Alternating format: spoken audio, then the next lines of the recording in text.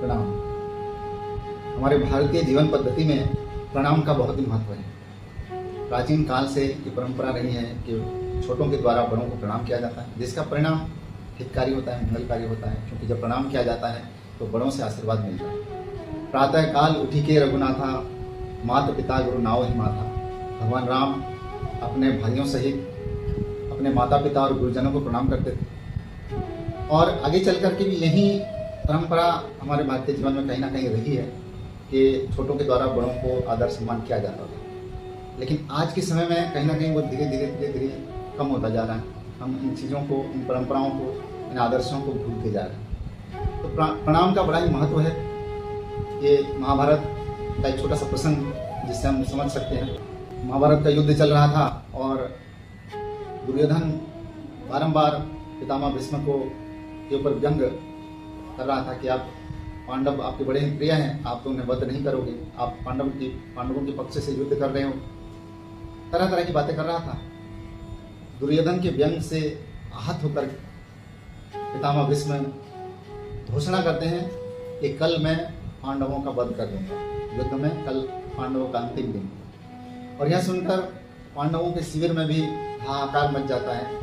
पांडव भी चिंतित हो जाते हैं, सब व्याकुल हो जाते हैं, क्योंकि सब जानते थे कि पितामह भीष्म का सामर्थ्य क्या है। अगर पितामह भीष्म ने कोई निश्चय कर लिया तो उसे टाल पाना सभी के लिए बहुत कठिन था, क्योंकि एक तो उन्हें इच्छा मृत्यु का वरदान था, और वैसे भी उस समय में वो बहुत बड़े महावीर थे, उनके समान कोई धरती पर वीर नहीं। तो यह सुनकर व्याकुलता बढ़ जाती है। उनके पास तो कृष्ण थे, तो कृष्ण सब सुन चुके थे। संध्या का समय था। उन्होंने द्रौपदी से कहा कि हे द्रौपदी, मेरे साथ चलो। और द्रौपदी को लेकर के वो पितामह भीष्म के शिविर जो उनका छावनी था वहाँ ले गए, और पितामह भीष्म के कक्ष के बाहर खड़े रहे और द्रौपदी को अंदर भेज दिया। द्रौपदी जाकर वहाँ पितामह भीष्म को प्रणाम करती है, और पितामह भीष्म के मुख से आशीर्वाद भरे वचन निकलते हैं, आशीर्वाद निकलता है कि हे पुत्री, अखंड सौभाग्यवती हो। फिर थोड़ी देर वो चिंतन करते हैं और मुस्कुराते हैं, हंसते हैं, और द्रौपदी से पूछते हैं, पुत्री, क्या तुम्हारे साथ कृष्ण भी आए हैं? द्रौपदी कहते हैं, हाँ पितामह। तो वो कक्ष के बाहर है। फिर पितामह हंसते हुए, मुस्कुराते हुए द्रौपदी को कक्ष के बाहर छोड़ते हैं और कहते हैं कि मेरे एक वचन से दूसरे वचन को तोड़ दे, काट दे, वो कृष्ण नहीं हो सकते।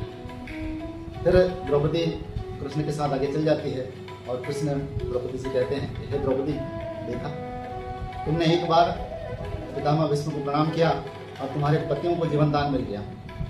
अगर हमेशा तुम लोग बड़ों को प्रणाम करते, गांधारी, धृतराष्ट्र, कृपाचार्य, द्रोणाचार्य आदि गुरुओं को, बड़ों को प्रणाम करते, अगर कौरव भाई और उनकी पत्नियां भी पांडवों को प्रणाम करते, माता कुंती को प्रणाम करते, बड़ों को प्रणाम करते, तो उसका परिणाम कितना अच्छा होता। आज के जीवन में भी हम इन चीज़ों को धीरे धीरे भूलते जा रहे हैं। अपने बड़ों का सम्मान करना, अपने से गुरुजनों को आदर सम्मान देना, उनको प्रणाम करना।